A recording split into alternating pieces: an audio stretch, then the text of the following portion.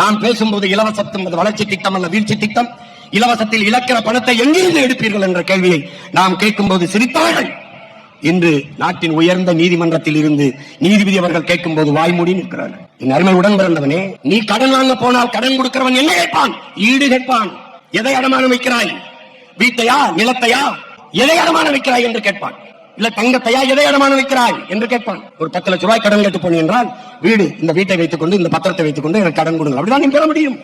196 லட்சம் கோடி கடன் பெற்றிருக்கிறது இந்திய ஒன்றிய அரசு. தமிழ்நாடு 10 லட்சம் கோடிக்கு மேலே கடன் பெற்றிருக்கிறது. எதை வைத்து கடன் பெற்றிருப்பார்கள்? எதை வைத்து? மக்களின் வளத்தை, மண்ணின் வளத்தை. மக்கள் வளம் என்ன? வரி. மண்ணின் வளம் என்ன? மீத்தேன், ஈத்தேன், ஹைட்ரோ கார்பன், நிலக்கரி, எல்லாம்.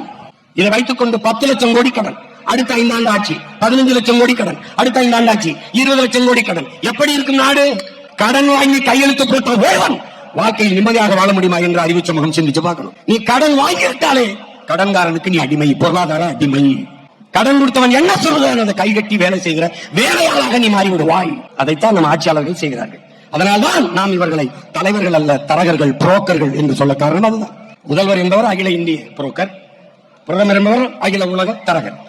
பொருளாதார விடுதலை அடையாத ஒரு நாடு கடன் வளர்ச்சியை நாட்டின் வளர்ச்சி என்று கட்டமைக்குமானால் அந்த நாடு பெற்றிருக்க விடுதலை வெறும் வெற்றி சொல்லுதான். சுதந்திரம் என்பது வெறும் சொல்லுதான். நமது சின்னம் விவசாயி. ஓட்டு பாருங்க ஓட்ட, அப்புறம் பாருங்க நாட்டை.